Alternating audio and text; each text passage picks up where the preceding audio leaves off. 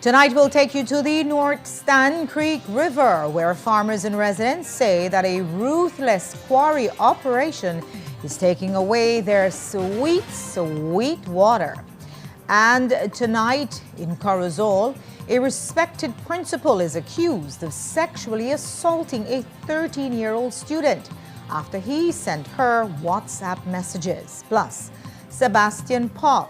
He's a Belizean languishing in a Guatemalan prison. The Minister of Foreign Affairs tells us he knew nothing about it.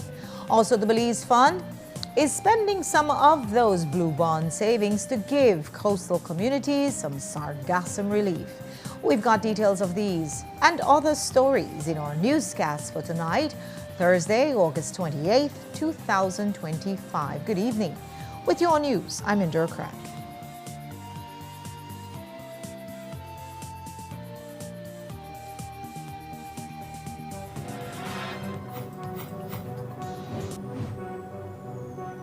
Belize, you're watching the Nation Station, Channel 7.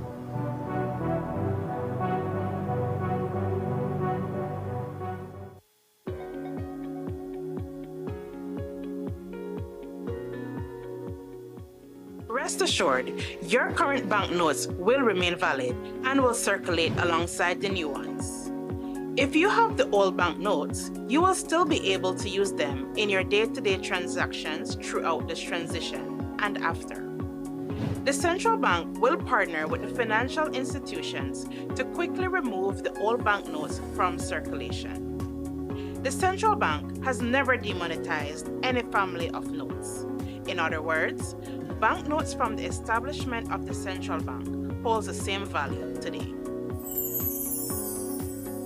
New look, same value, seamless transition.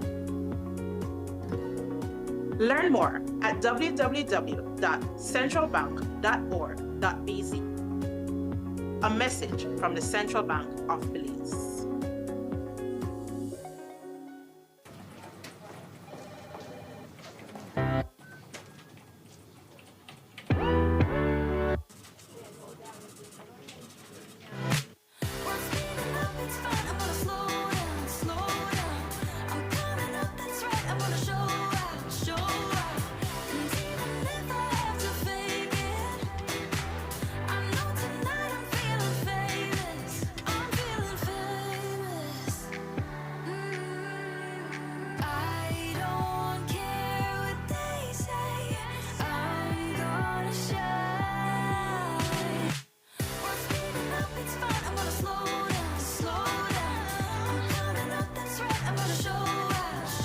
Make every moment matter with your credit card.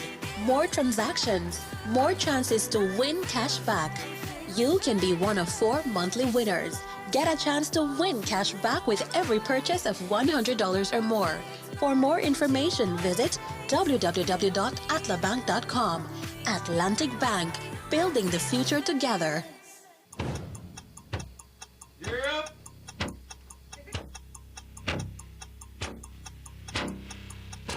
These charter means aren't We're navigating along the coast. This morning, the 2023 in the... Good evening. Good evening. I'm Sheree Kelso, and here's what's ahead for you on 7 News Tonight. We've got details of these and other stories in our newscast for tonight. Good evening. With your news, I'm Indra Crack. Belize, you're watching the Nation Station, Channel 7.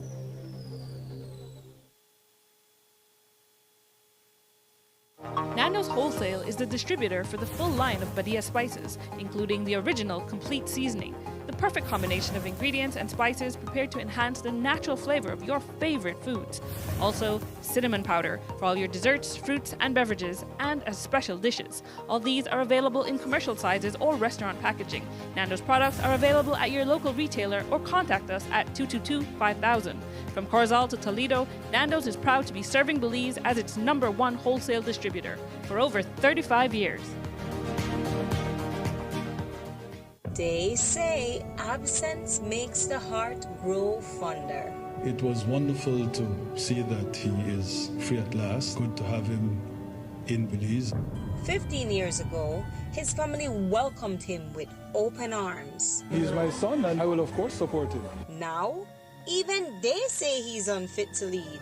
But he have personality flaw. The Barrow thinking that there is need for change of leadership in the party. You have interpersonal conflicts which erode your support base. Yeah. You alienate Finigram. Yeah. And you know that me razor. I love my uncle. However he feels, on whatever given day he feels that I will have no ill will towards him. My opponent in Mesopotamia is Michael Finnegan. So as long as he is around. Like a spoiled child, he's turned on the very people who raised him, the ones who gave him everything. It's time to grow up and step down.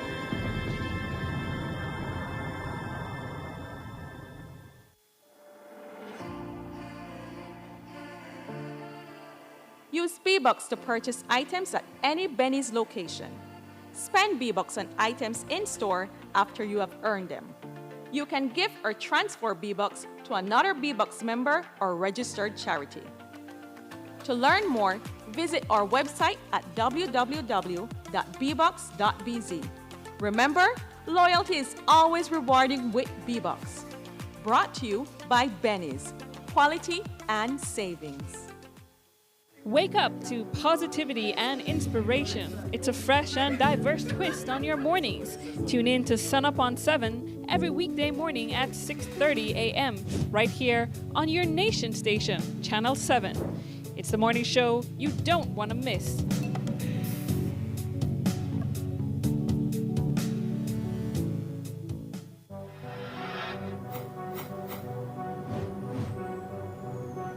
Please, you're watching the Nation Station, Channel 7.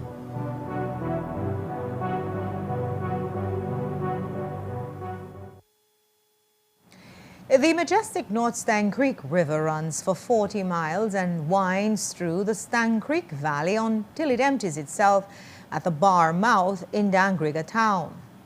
It's the main vein for the most fertile valley in the country and is famous for that sweet, sweet water that Lord Rayburn sang about.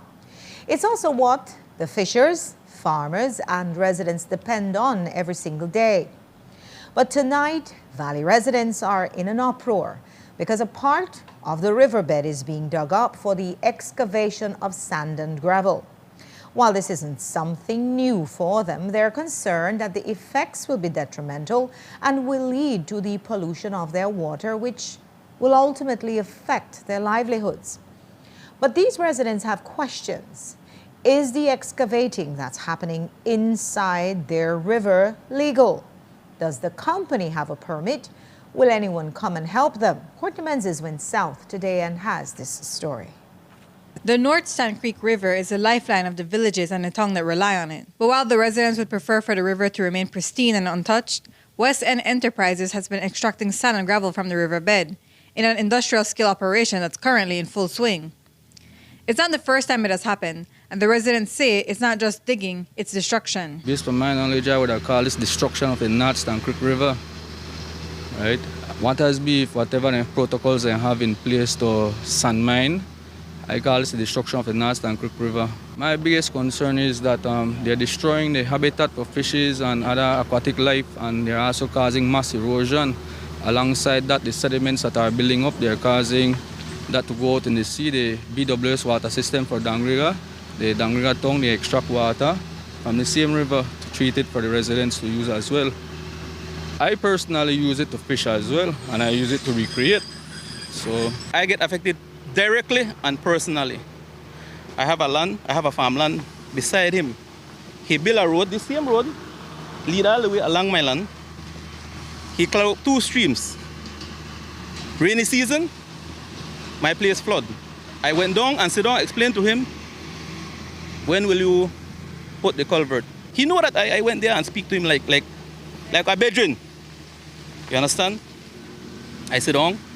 He built that road 2019. How much years that? We talk about 5-6 years. Nothing. I went lately, put a culvert on the streams, the 2 streams, and we're good. And finally, I tired of them dust me out. Like what I told you, I got farmland right next to him. Every day, dry season, I get dust out. I do have my complaints about the river, right?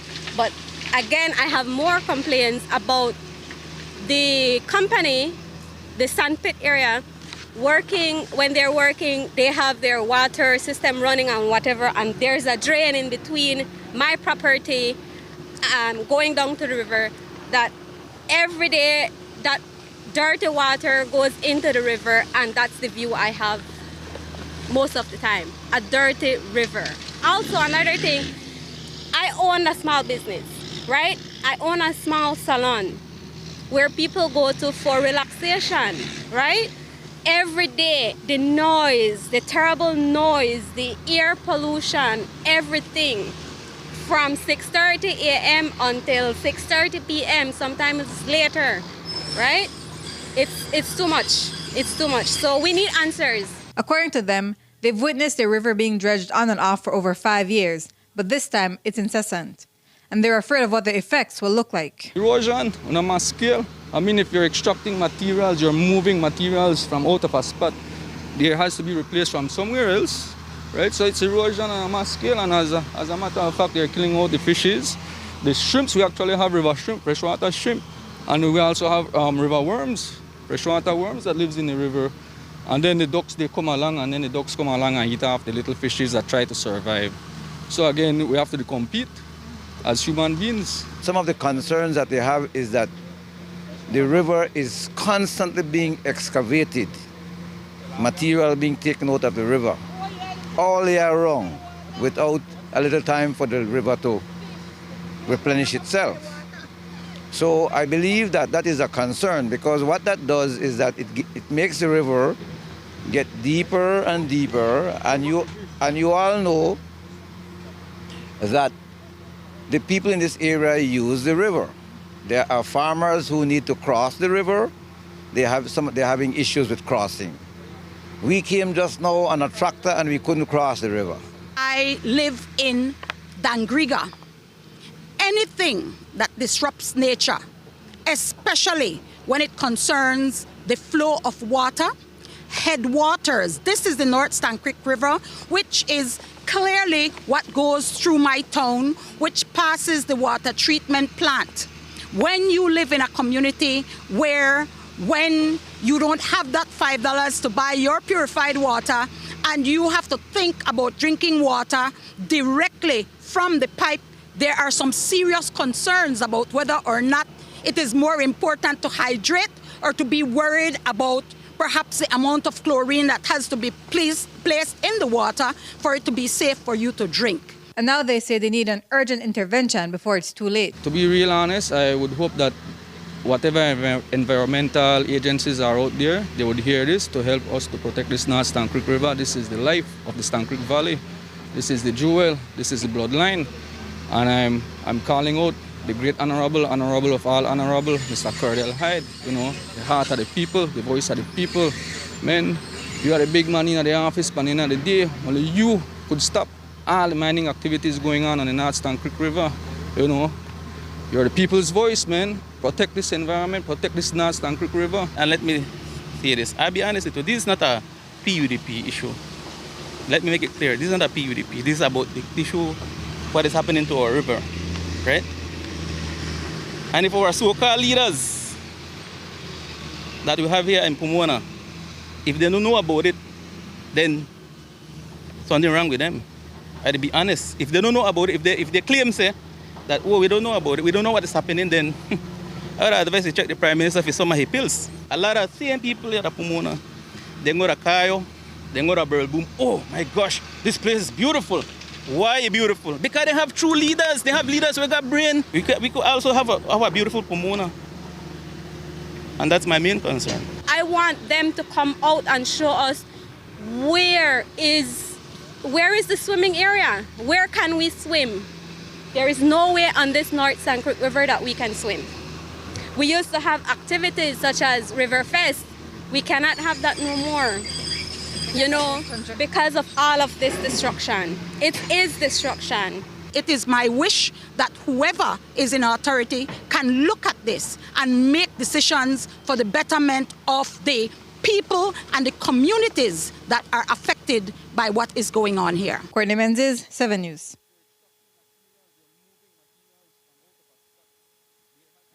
We spoke with Michelle Alvarez, who is the Director of Mining at the Ministry of Natural Resources, and she explained that West End Enterprises is a contractor approved to work under a permit granted to a private company. Alvarez added that the villagers are correct to be concerned because they were building a road across the river, which the mining department doesn't permit. She says the West End workers had accidentally traveled too far upstream and were building that road to get to an area on the other side.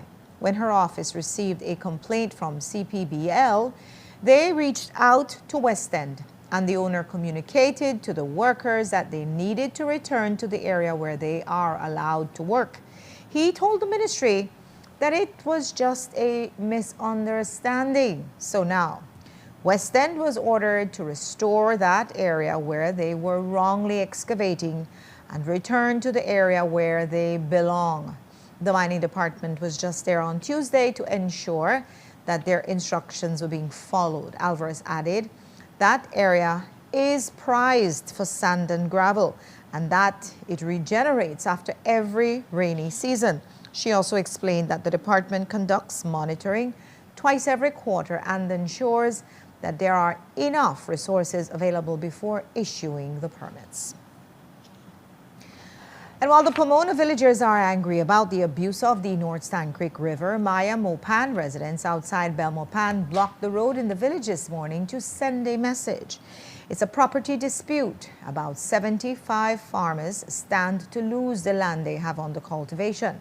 But now a court order has directed them to excavate the premises. While they question the validity of the order, the group says that the request is unfair as they have been living there and working the land for the past 15 plus years. So this morning they blocked access to the road in an attempt to stop the officers of the court from entering the property and destroying their buildings. The man in the hot seat now is their area representative, Oscar Mira. They claim he told them that he'd help them own it if they voted for him. Mira has now told them that he does have lands for them. It's just not the one that they're on, since that is private. The dispute goes back some years to property that the then Barrow administration acquired from the Belmopan Land Development Corporation Limited. But suitable compensation was never arrived at, so the land reverted to private ownership. We'll take a break now. When we come back, we'll tell you about the principal accused of sexually assaulting a 13-year-old student. And we'll tell you what the foreign minister will do about Sebastian Pop, a 28-year-old Belizean who was abducted by Guatemalans and thrown into a jail there. Don't go away.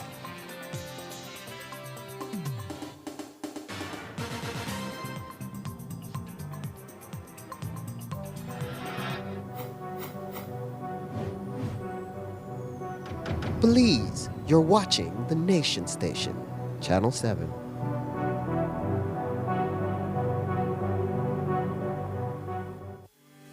Get ready for back to school with Benny's B-Books. We have limited edition Benny's exercise and composition books just in time for the new school year. Get 6 composition books for 5 B-Bucks and 12 exercise books for only 2 B-Bucks. Benny's and B-Books, getting you ready for back to school. We are ready for back to school. Are you?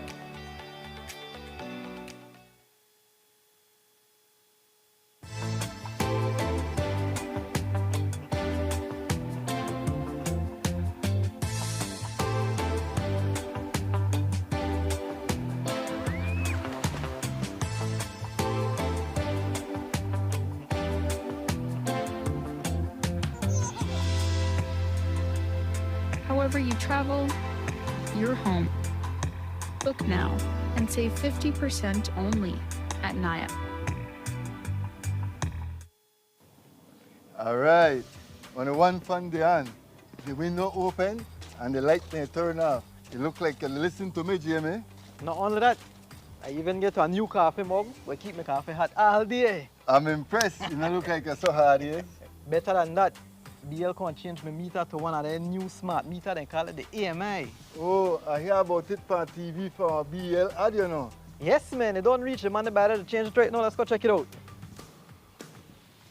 Hey guys, I'm almost done here. So that when you reach my area? We're upgrading meters across Breeze.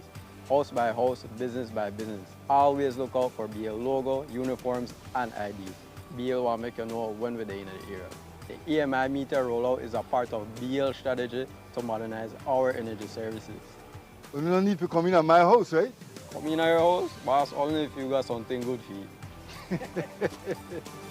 BEL, bringing you a brighter tomorrow.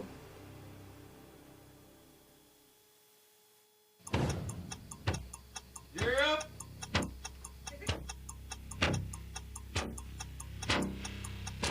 These charred remains aren't from We're an navigating airplane. along the coastline. This morning, of the Northern 2023 Lagoon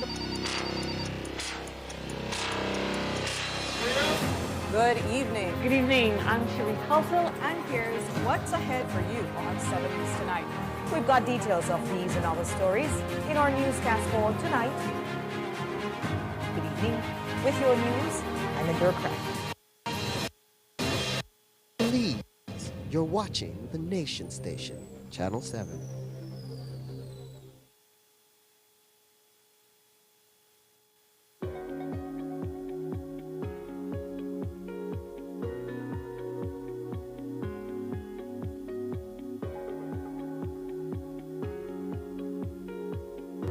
Tenga la seguridad de que sus billetes actuales siguen siendo válidos y circularán junto a los nuevos.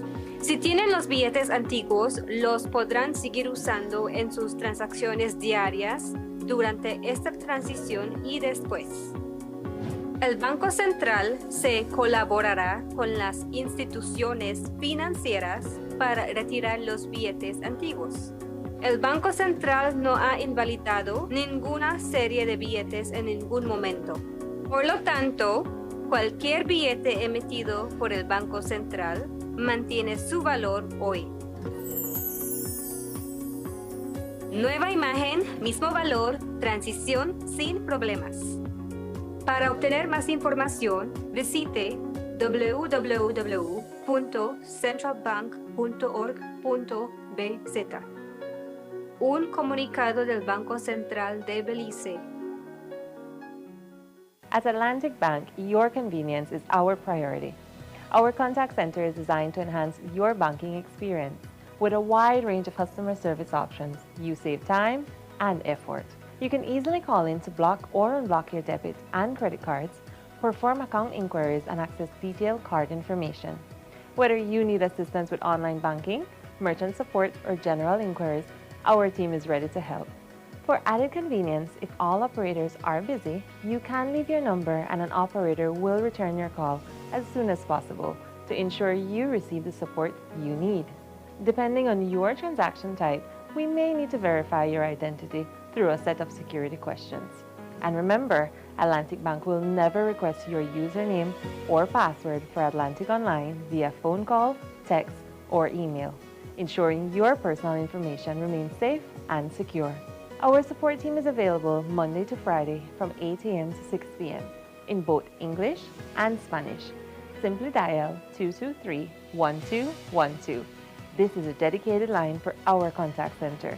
Atlantic Bank is committed to providing you with exceptional service and the tools you need to manage your finances conveniently and securely. Take full advantage of our easy-to-use contact center services today. Atlantic Bank, building the future together.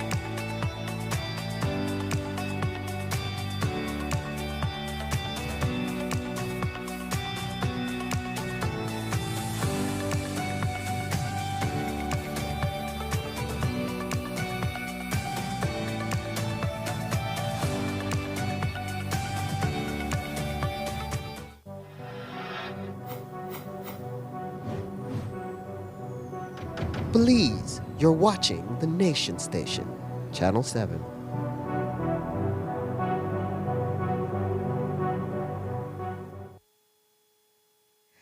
A few weeks ago, we told you about a teacher in the Corozal district who was accused of rape and sexual assault against a student. Well, tonight it's a principal that stands accused, and the student he allegedly abused is 13. The 13-year-old minor is in the company of a mother, filed a report at the Gender-Based Violence Response and Investigation Unit this week, claiming that in April of this year, she began to communicate with her principal via WhatsApp. It led him to sexually assault her on 3 separate occasions on the school grounds between May and June, one of them being in the school's storage room. The principal, 53-year-old Eva Lucas, the principal of Christaline Gill Seventh-day Adventist Primary School, was arrested and charged with 3 counts of sexual assault and 1 count of child luring. We will continue to follow this story.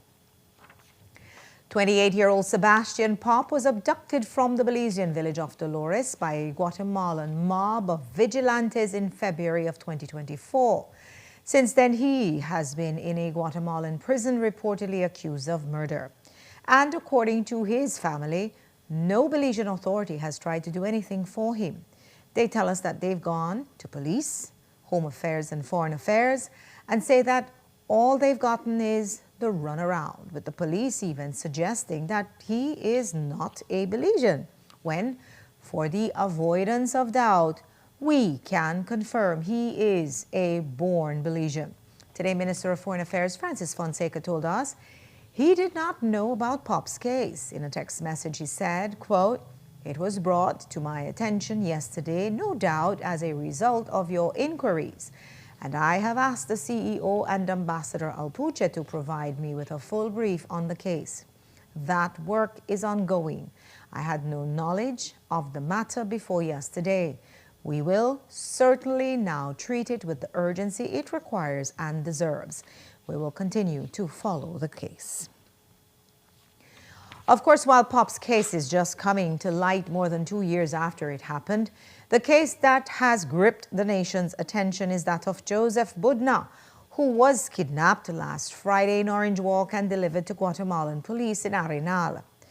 In his case, the Foreign Ministry has said it, quote, remains committed to upholding the rights and welfare of all Belizean nationals and has instructed the Embassy of Belize in Guatemala to provide consular support to Mr. Budna to ensure that he receives the medical assistance needed and that his human rights are protected.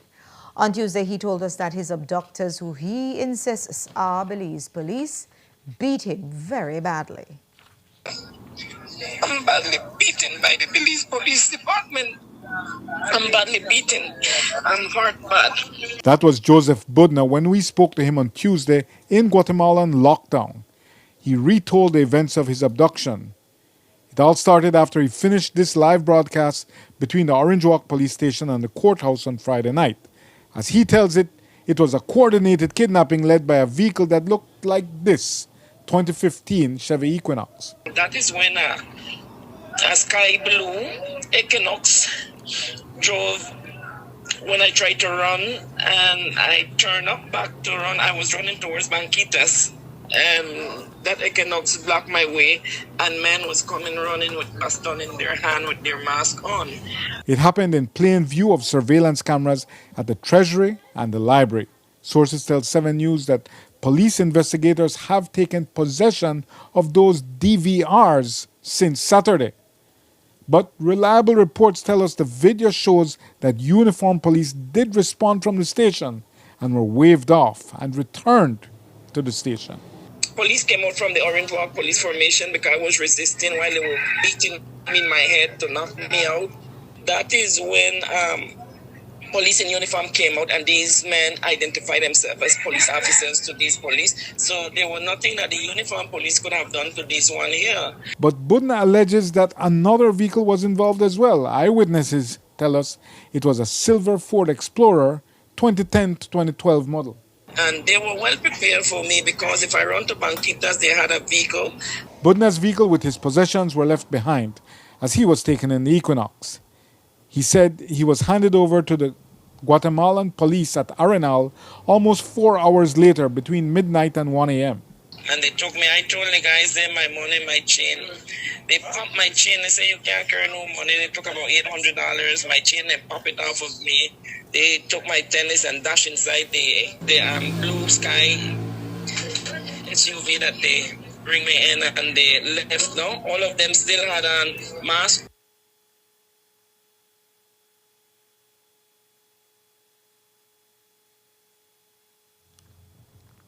Today, Channel 7, Channel 5 and XTV called on the police to release the surveillance videos from the Treasury Department, the House of Culture and the Town Library, which were all adjacent to the area of abduction. Yesterday, we shared with you some of the details on the scene of yesterday's murder in the Martins area of the city. Jo Marie Lanza was one of the first to arrive at that scene, and here's what she saw. Residents say they heard the shots in the area at 4:15 yesterday afternoon, but it resembled the sounds of construction work, as if someone was hammering zinc onto their rooftop. But sadly, that was not the case. It wasn't until police trucks flocked to the area and taped off the scene on Rosalind Bradley Street that they learned there had been a broad daylight murder. The victim, later identified as 20-year-old Rashid Parham, was reportedly hunted down by his killer until he was fatally shot, causing him to fall onto the ground, leaving one of his slippers a good distance behind him. He was running for his life. About an hour after, as scenes of crime began their work on the scene, family members began to appear, one by one, in shock and riddled with grief, demanding an explanation from the officers on the scene, all with the same question: what was their loved one doing in the area? Parham was reportedly self-employed, and according to residents, he had frequented in the area the days prior to, leading one to suspect that someone may have been watching his movements, in this, the turf of a rival gang. Family members declined to comment at the scene, but his father said he just wanted to make sure his other two sons were safe from harm. Jo Marie Lanza, 7 News.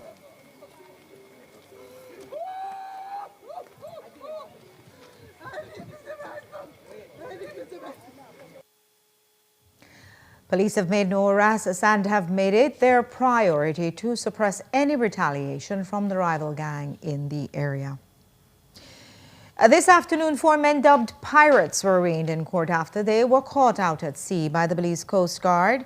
They were found on Tuesday off San Pedro with ski masks and 47 live rounds, but no firearms, which may have been thrown in the sea. The 4 men, 27-year-old Byron Correa, 20-year-old Brandon Brown, 18-year-old Juan Carlos Blanco, excuse me, 17-year-old minor, appeared unrepresented in court and read 2 criminal charges of 2 counts of kept ammunition without a gun license. At the arraignment, Blanco took ownership of 46 live rounds of 9mm ammunition, whereas Brown, who is the son of a woman police corporal, took ownership of 1.223 live rounds. Blanco was fined $5,000, while Brown was fined $1,504. Both men were able to pay half their fine before they left the court. The charges were withdrawn from the other 2 persons. Yesterday, the BNTU issued somewhat surprising release, saying the Teachers Union urges all educational institutions to review and revise their grooming policies to ensure that they are free from racial, cultural, and gender bias. Policies must be rooted in respect, not control.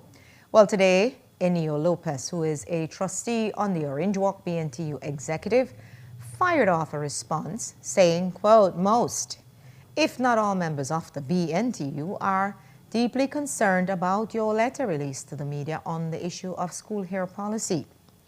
He explains that, quote, such a sweeping mandate risks undermining the authority of school administrations by creating the impression that rules themselves are oppressive rather than protective, and adds, quote, Madam President, while your call may appear progressive, it dangerously undermines the discipline an order that schools are obligated to uphold. Schools cannot function as institutions of limitless self-expression. They must be centers of order where respect is learned through boundaries. I urge you to reconsider your statement, for dismantling grooming policies is not liberation, it is a disservice. End quote. No one was seriously hurt when a Ministry of Immigration vehicle flipped this morning at 10 on the George Price Highway. It happened at mile 18 and a half, where a jack pickup was overtaking when it reportedly got clipped on the bumper, lost control, flipped on the side of the road and landed upside down. Police will investigate to determine who is to blame. The accident caused traffic to be backed up for some miles. And much further up that highway heading to Benque Viejo, security video shows a taxi flipping over multiple times and landing back on all four wheels, sweeping to a reverse stop inside the gas station in a move that would make even a stuntman applaud. It happened near the Mopan gas station heading towards Benque. After the break, we'll tell you how Blue Bond savings are being used for sargassum relief. Don't go away.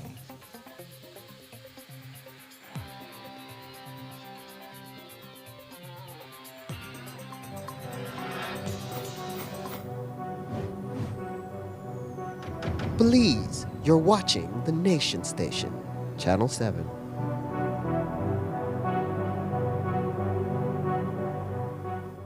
Nando's Wholesale is the distributor for the full line of Badia spices, including the original complete seasoning, the perfect combination of ingredients and spices prepared to enhance the natural flavor of your favorite foods. Also, cinnamon powder for all your desserts, fruits, and beverages, and as special dishes. All these are available in commercial sizes or restaurant packaging. Nando's products are available at your local retailer or contact us at 222-5000. From Corozal to Toledo, Nando's is proud to be serving Belize as its #1 wholesale distributor for over 35 years.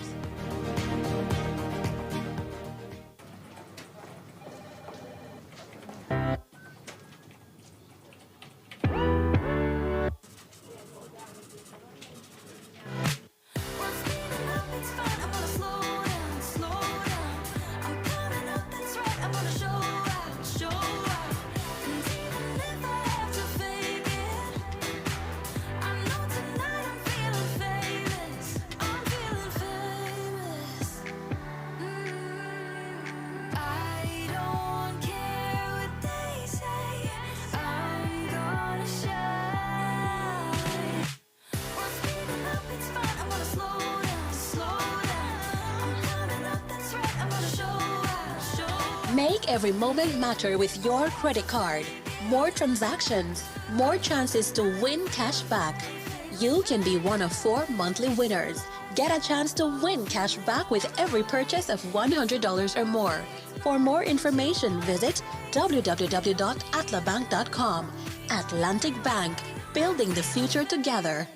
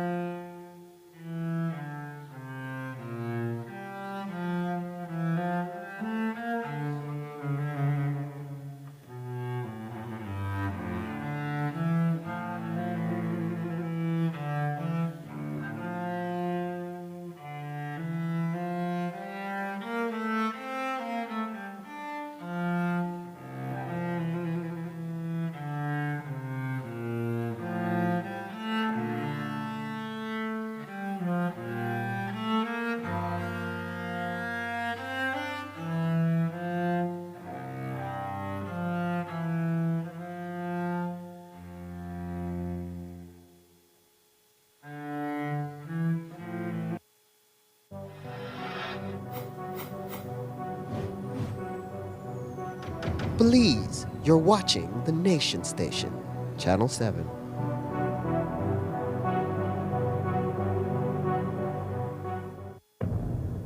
Shine Barrow's been playing pretend and make-believe his entire life. Look at the characters he's played.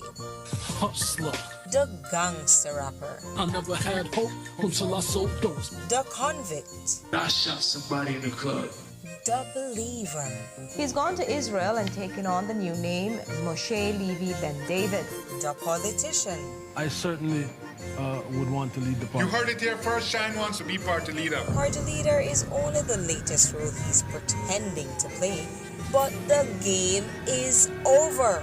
Everyone is tired of playing. But like a spoiled child, he's forcing everyone to keep playing. And why? Because he needs to keep the delusion going. You know, there's this vast demand for shine. And for the people overall to just have a love and an affinity for me. This is what happens when a child never grows up. He was never leading the party.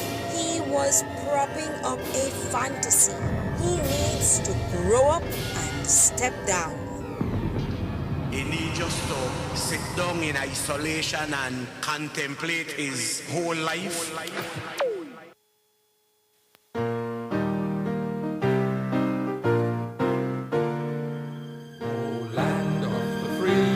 Belize, are you really free? Can't you feel the chains tightening?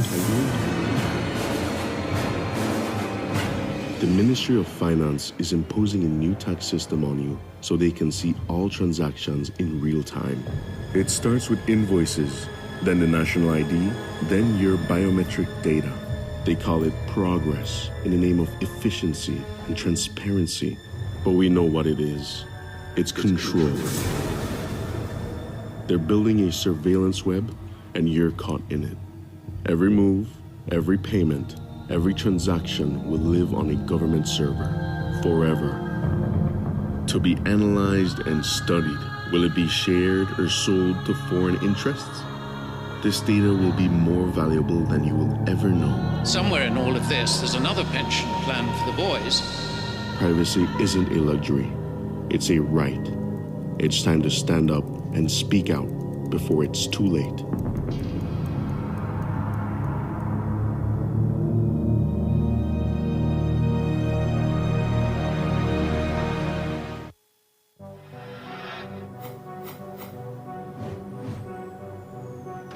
Belize, you're watching the Nation Station, Channel 7.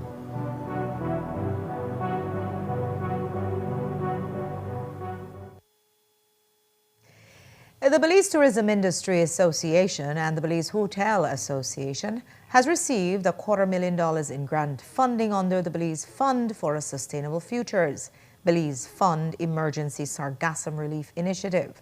The funding will be shared among coastal communities who are struggling with the costs of cleaning up the sargassum swamped beaches and coastlines. Jo Marie Lanza was at the signing ceremony this morning. The Belize Fund has activated its grant machinery to address the growing sargassum issue that has been declared a national emergency. They have partnered with the Ministries of Blue Economy and the tourism industry to provide support and relief through 2 grants that will aid in the cleanup of sargassum along 5 coastal areas.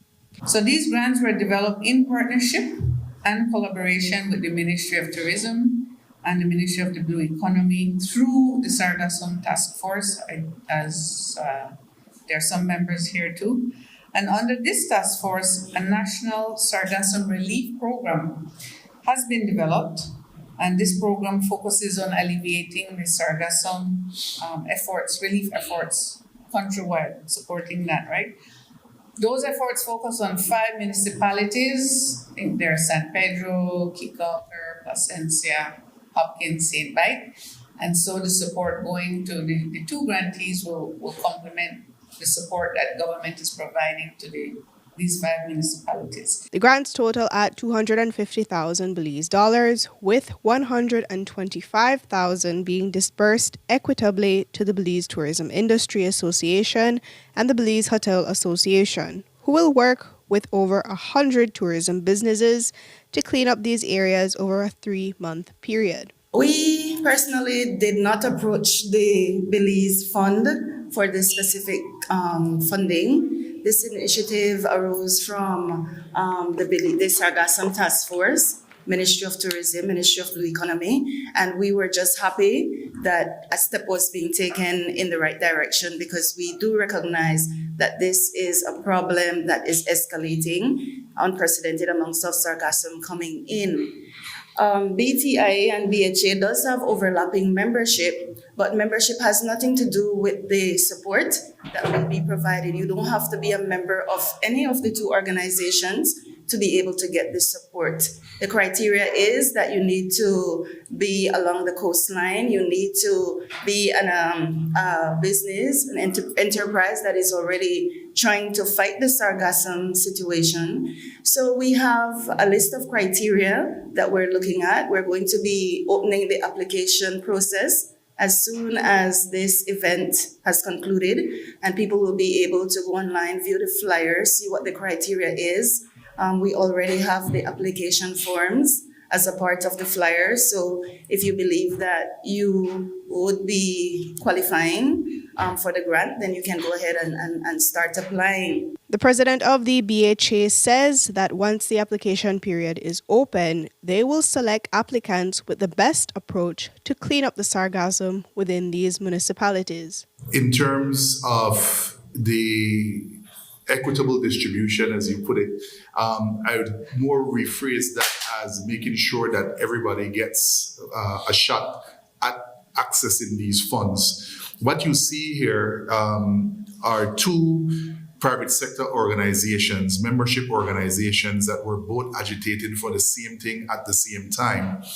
But you also have, as with most membership organizations, limited resources in our respective secretariats. So what you see here is a combination, if you wanna, I'm a sports person, so if you wanna call it that, an all-star team is being assembled where the resources of both organizations are being brought to bear on the situation at hand.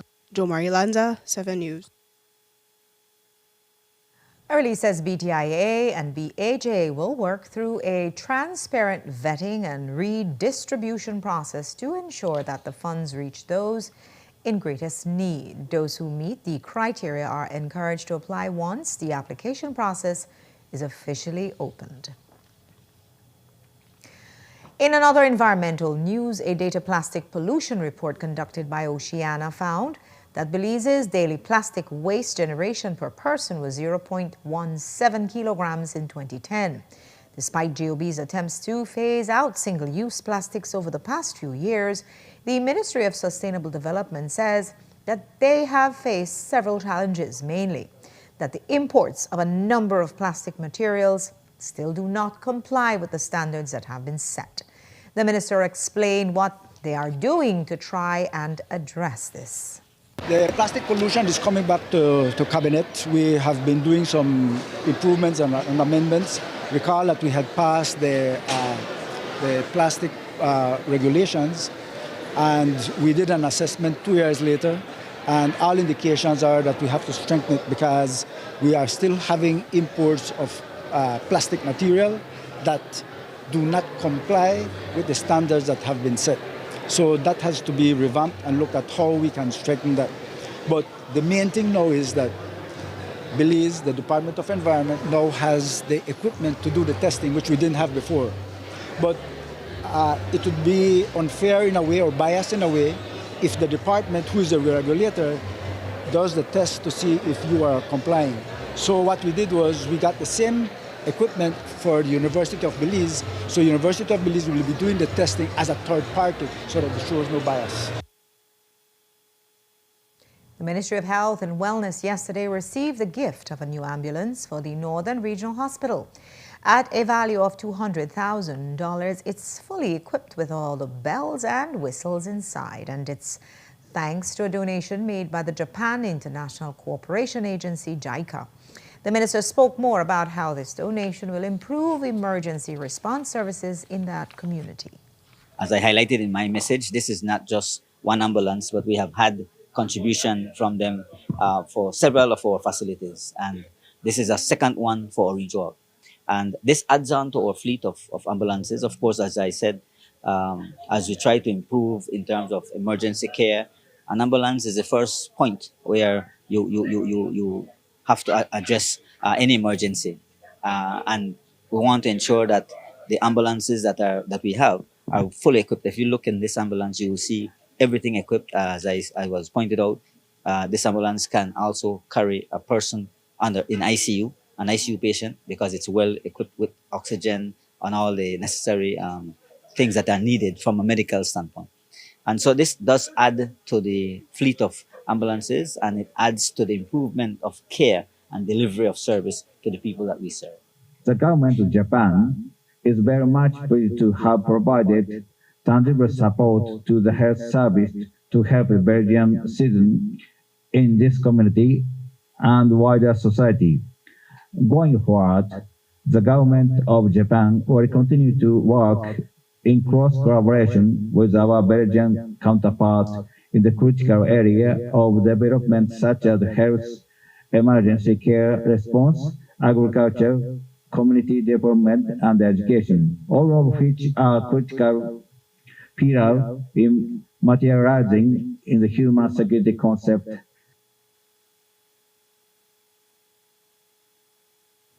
The University of Belize is celebrating its 25th anniversary, and with that, they have also launched a fully equipped Digital Connect Center at their UB Punta Gorda campus. It's done in collaboration with UNDP and the Ministry of E-Governance. The opening ceremony was held this morning in the southern town, and here are the highlights from that event.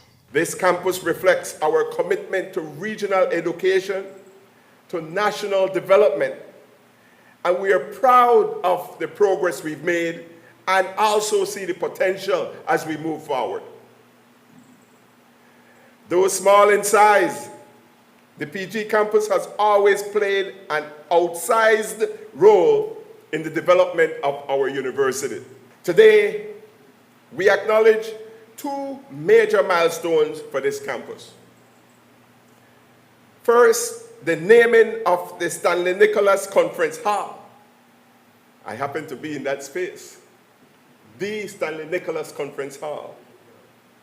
His legacy lives on in the values and service and leadership that we aim to instill in every UB graduate.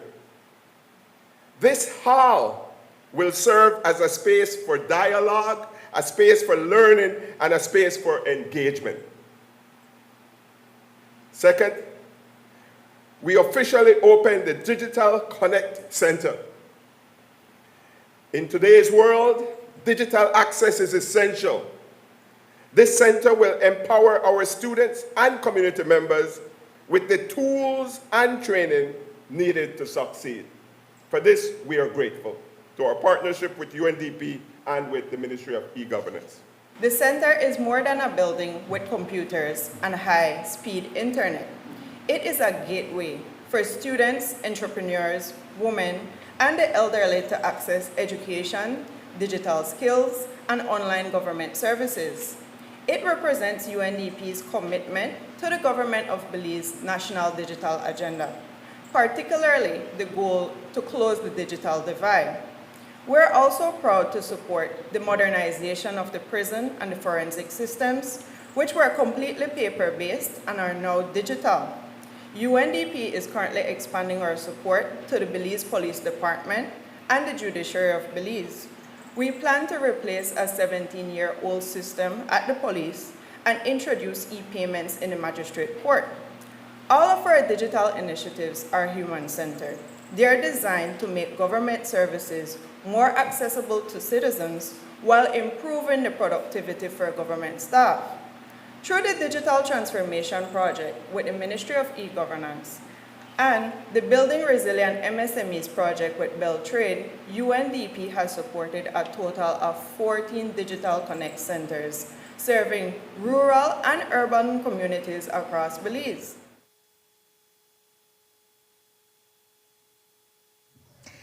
And that's all we have for you for our newscast tonight. Thanks for watching. with your news. I'm Indira Craig. Remember, you can find a full transcript of the news at 7newspolice.com and see the streaming video on our Facebook or YouTube pages. Have a pleasant evening and join Miriam Abdul-Kawi here tomorrow, and I'll be seeing you back on Monday. So until then, have a great one.